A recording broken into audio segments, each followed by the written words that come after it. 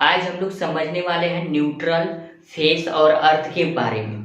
तो चलिए समझते हैं।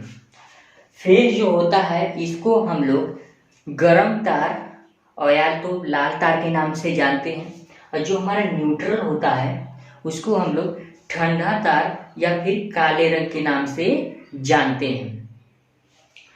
करंट की एक खासियत होती है कि अगर किसी परिपथ में या किसी चालक में करंट का फ्लो हो रहा है, मान के चलिए यहाँ से करंट जा रहा है, तो अगर इसको वापस आने का रास्ता नहीं मिलेगा तो कोई भी उपकरण को हम काम नहीं करेगा। मान के चलिए यहाँ पर एक उपकरण है, एक कूलर लगा देते हैं, एक कूलर लगा रहे हैं। मान के चलिए यहाँ से एक करंट जा रही है, यहाँ से करंट इस कूलर में जा रही है, लेकिन इसको वापस आने का, इसको रिटर्न आने का कोई रास्ता नहीं मिल रहा है, तो क्या ये कूलर काम करेगा? नहीं काम करेगा, ये कूलर नहीं चलेगा जब तक कि इसको वापस जाने का रास्ता नहीं मिलेगा। ऐसे समझते हैं, जैसे हम लोग सांस लेते हैं और ये फेस का काम हो गया, और सांस छोड़ना ये न्यूट्रल का काम हो गया। उसी प्रकार सांस लेना और सांस छोड़ना जितना जरूरी है, सेम उसी प्रकार इस कूलर को चलाने के लिए करंट का आना और करंट का जाना भी जरूरी है। यानी एक से करंट आता है एक तार से, और दूसरे तार से होकर के करंट वापस जाता है, जिसको हम लोग एक को फेस करते हैं और एक को न्यूट्रल। माने जिसमें से करंट आता है उसको फेस, और जिसमें से करंट वापस जाता है उसको हम लोग न्यूट्रल कहते हैं। आप लोगों ने देखा होगा कि घरों में जितने भी उपकरण होते हैं वो सभी दो तारों से कनेक्ट होते हैं, जिसमें एक फेज का तार होता है और एक न्यूट्रल का तार होता है। यही कारण है कि आप लोगों ने कभी बिजली के तारों पर किसी पक्षी या फिर कौवे को मान के चलिए बैठे हुए देखा हो तो उसको करंट नहीं लगता है। मान के चलिए यहाँ पर एक कौवा है, यहाँ पर एक कौवा बैठा है, ठीक है, यहाँ पर एक कौवा बैठा है, लेकिन इसको करंट नहीं लगता है। आप लोगों ने देखा होगा कि कोई पक्षी वगैरह बैठा रहता है बिजली के तार पर तो उसको करंट नहीं लगता है। तो ऐसा कैसे? तो ध्यान दीजिएगा, जो इस तार में करंट बह रही है वो इस कौवे में भी करंट है, लेकिन उसको रिटर्न जाने का कहीं से रास्ता नहीं मिल रहा है।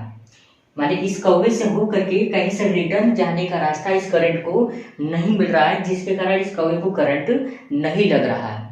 लेकिन अगर गलती से जो इस कौवे का पूंछ है वो इस तार से कनेक्ट हो जाए, माने ये जो न्यूट्रल वाला तार है, अगर गलती से इसका पूंछ इस न्यूट्रल से अगर टच हो जाए तो इस कौवे में जो धारा बह रही थी उसको रिटर्न जाने का रास्ता मिल जाएगा। क्यों? क्योंकि ये न्यूट्रल से टच हो जाएगा इसका पूंछ, तो इसका रास्ता मिल जाएगा बाहर जाने के लिए।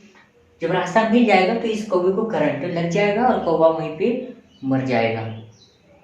ठीक है, ये हो गया हमारा न्यूट्रल और ये हो गया हमारा फेस। अब बात आती है कि अर्थिंग। अर्थिंग क्या होता है? अर्थिंग को हमेशा ग्रीन वायर के नाम से जाना जाता है, ग्रीन तार के नाम से जाना जाता है।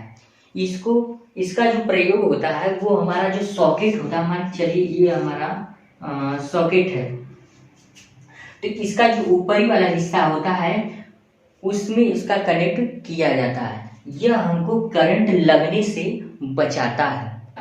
मान लीजिए चलिए ये हमारा कूलर है और ये लोहे का बना हुआ है, इसका लोहे का बना हुआ है, ठीक है, और इस कूलर में करंट आ रही है, ठीक है, इस कूलर में ये कूलर चल रही है। अगर गलती से ये कहीं से हल्का फुल्का मान चलिए यहीं पे कट पिट गया, गलती से कहीं पे कट पिट गया, तो ये लोहे का कूलर है तो ये इसके संपर्क में आएगा तो इस पूरे बॉडी में करंट फ्लो होगा, करंट फ्लो होगा। अगर हम गलती से इसको टच करेंगे तो हमको झटका मारेगा, हमको करंट लगेगा। क्यों? क्योंकि हम न्यूट्रल का काम करेंगे, हम तो जमीन पे खड़े रहेंगे और हमारे थ्रू क्या होगा, करंट आएगा हमारे थ्रू, और हमारे थ्रू कहाँ चला जाएगा, जमीन में।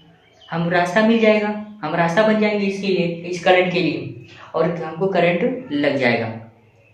तो इससे बचने के लिए हम एक तार इस बॉडी से कनेक्ट करके, इस बॉडी से कनेक्ट करके कहाँ निकाल देते हैं, जमीन में निकाल देते हैं, जिसके द्वारा जो भी करंट इस बॉडी में आ रही होती है वो इस तार के थ्रू कहाँ चला जाता है, जमीन में चला जाता है, जिसके कारण हमको करंट अगर हम छुएंगे तो नहीं लगेगा।